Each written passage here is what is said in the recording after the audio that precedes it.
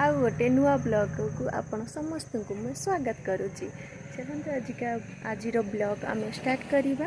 आज हूँ अच्छी जागर पर दिन तो संडे संडे रविवार दिन आमर अच्छी जागर महारात्रि और आज कौन है समस्त आज प्रोग्राम स्टार्ट हो गला माने हूँ सबू एठी मंदिर रे कलश बुड़ा सब स्टार्ट हो गला। आज बहुत सारे स्त्री लोक सब कलश बुड़े कि नौथिले तो मुझे आज वीडियो बनई थी।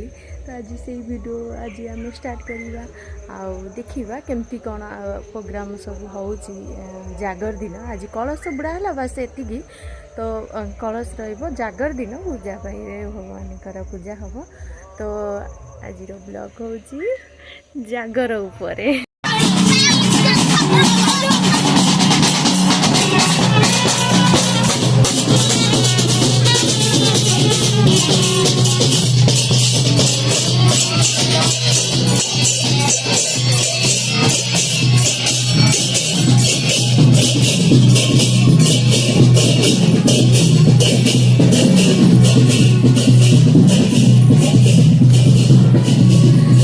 जागर सब आज कलश गुड़ा स्टार्ट हो जाइए तो से समस्ते चलते कलश धरिक।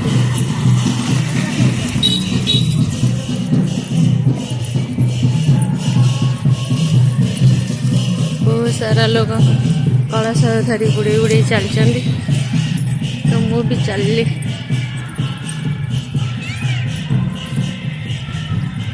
बाबा सरुनी बहुत लोग बुड़े कलश। हरि नमः शिवाय।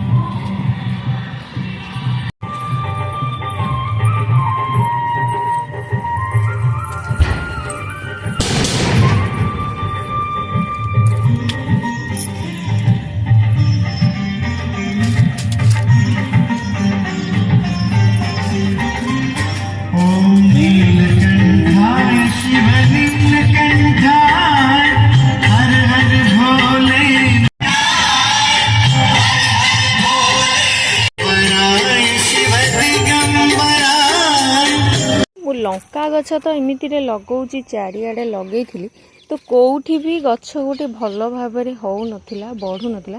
एटी टिके बड़ बड़ गछ होइतिला तो ये गुआ गछ रू पड़ी देख पूरा छिंछातर हो जाइए लंका गछ। आ कलरा कथा कौन कहबी कलरा गछ एते लगे एठी तो एते गछ जाइथिला देख कलरा गछ एडी टिके हेकी रही से एपर्यंत ना कलरा फलुची ना किसी होउची। तू तो सबुआरे लंका गछ लगेइछु। हाँ पड़ीगला तोर केते गुरा सेठी लागी। हाँ तो एठी भी लगेइथिली लंका गछ सबुआडे लंका लगे देइथिली। लंका मोर हूँ बहुत प्रिय लंकाटा मु बेसी खाए। तो एठी देखो ये छोटटा हेकी रही ये टिके तो बड़ ये किंतु देखो छोटिया छोटिया लंका गछ होइकी रही। आ मूला तो लगा होइतिला एमिति जे आ मूला तो नहीं कि थरे खाइछ आ तो खाइनु मंजी फूल फुटी मंजी हो सारा। आउ एठी तो साग फाग लगे साग तो हेलानी बेकार हो गला दी थर पकईकी। तो हूँ धनिया गछ भी अवस्था जाइए। आउ एठी टमाटर गछ मु लगे देखु माने गछर तो जीवन जाऊँची कि आउची देख टमाटर किंतु फली देखु यही तो आधे तो हैनी आधे तो हैनी आउ बैगण गछ एडिटे होगी रही एपर्यंत बैगण छुनी। ये गोटे नड़िया गछटा पोक लगिगला ये कणा हो जाइए कौन करिया। गछ ये बहुत सारा पणस होइथिला किंतु सब तो सुखिकी गली पड़ी तथापि ये गोटे बड़टे होपर जहाँ हो तो मत तो देखा जाऊनी। तो एपटे मु लगे किछिटा लंका गछ कहीं मुझे जाइली जे एपटे टिके खरा पड़ी एठी टिके गछ भल हम। तो हूँ ये गोटे लगे छोटे लगे अवश्य बड़टे होती आधे देखु लंका किंतु होई କ'ଣ ଏଇଠି ଗୋଟେ ଲଙ୍କା ହେଇଛି ଲମ୍ବାଟେ, ଆଉ ଏଇଠି ସବୁ ଫୁଲ ଫୁଟିଛି। ଆଉ ଏଇଠି ଦେଖ କଖାରୁ ଗଛ ମାନେ ହଉନି ବୋଲି ମୁଁ କଖାରୁ ଗଛ ଏକାଥରେ ବହୁତ ଗୁଡ଼େ ପୋତି ଦେଇଥିଲି। ଦେଖ ଏକାବେଳେକେରେ ବହୁତ ଗୁଡ଼େ ହେଇଯାଇଛି। ଆଉ ଏଠି ଲଙ୍କା ଗଛଟା ବି ଏଠି ଗୋଟେ ଅଛି। ଆଉ ଏଠି ଲଗେଇଥିଲି ପୋଦିନା ଗଛ, ଏମିତି ହେଇଛି। ଆଉ ଏଠି କାକୁଡ଼ି ତ ଲଗେଇଥିଲି, ଗଛ ତ ଉଠିଥିଲା, ଜାଣିନି ବୋଧେ ତା ସମୟ ସରିଯାଇଛି ସେଥିପାଇଁ ମରିଗଲା କି କ'ଣ। ତ ଇଏ ଗୋଟେ ଲଙ୍କା ଗଛ, ଆଉ ଏଠି ଗୋଟେ, ଆଉ ଏଠି ଗୋଟେ, ତ ଏସବୁ ଲଗା ହେଇଛି, ଦେଖାଯାଉ କ'ଣ ହେଉଛି। ତ ଏମିତି ସବୁ କଥା। କିନ୍ତୁ ଏଇ ଗଛରେ ଯାହା ହଉ ଫୁଲ ଫୁଟି କିଛି ଲଙ୍କା ଧରିଲାଣି, ତ ଖୁସି ଲାଗୁଛି। ଯାହା ହଉ ଗୋଟେ ଗଛ ତ ମୋର ସକ୍ସେସ୍ ହେଇଯାଇଛି, ଏଇଥିରେ ଲଙ୍କା ଗୋଟେ ଫଳିଛି।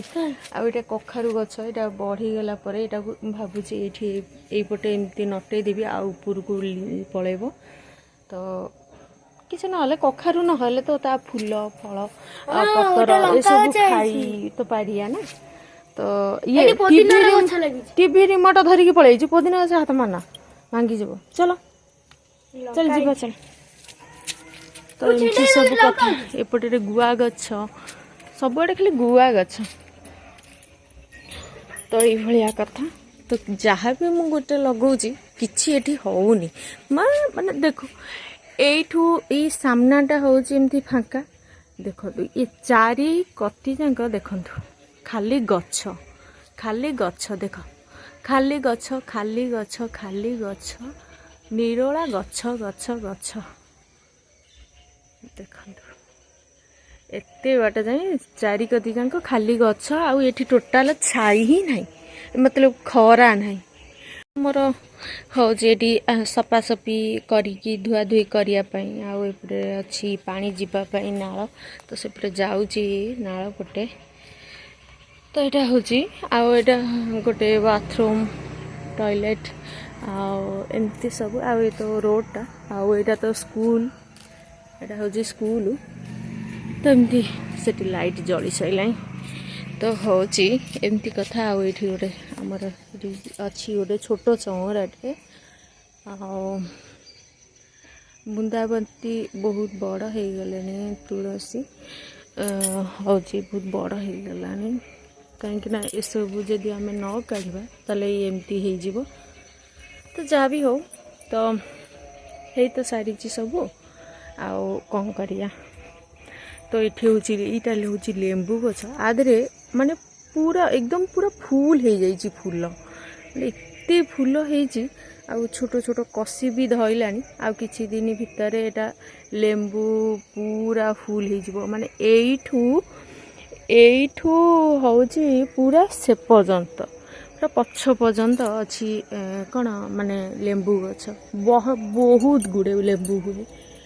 ତ ଫୁଲ ସବୁ ଫୁଟି ଯାଇଛି, ସବୁ ଫୁଲ ହେଇଯାଇଛି, କଷି ବି ବହୁତ ବାହାରିଲାଣି। ଆଉ କିଛି ଦିନ ଭିତରେ ଲେମ୍ବୁ ପୁରା ହେଇଯିବ ଭର୍ତ୍ତି। ତ ଏଇଆ ହେଉଛି କଥା। ଆଉ ଏଠି ଗୋଟେ ଆମର ଏଇ ଛୋଟ ଚୁଲିଟେ ଅଛି, ସିମେଣ୍ଟ ଚୁଲି। ଏଇଟା ହେଉଛି ସିମେଣ୍ଟ ଚୁଲି। ତ ଆ ଦେହରେ ଯେତେବେଳେ ମୁଁ ଆଇଁଷ ଫାଇଁଷ ବନାଏ ଏଠିକି ବନେଇ ଦିଏ। ତ ଗ୍ୟାସ୍ ଟାଙ୍କି ମୋର ଗୋଟିକିଆ।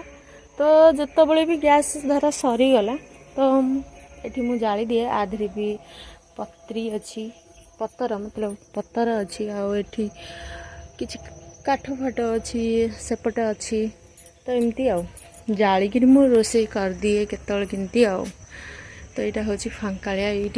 ଏଠି ଆସିକି ଘର, ତ ସେଠି ଯାଇ ଦୁଆର, ମାନେ ମତଲବ ରାସ୍ତା। ତ ବହୁତ ସାରା ଲୋକ ଯାଉଛନ୍ତି।